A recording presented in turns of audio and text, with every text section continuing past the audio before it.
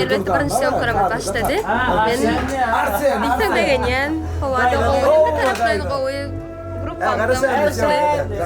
Elbette qarşılayan zatlara ulu. Çok şöyle netik bolsa sizin dikkatinize da edir şu bir qarşımız yarag edip getirip bular ümit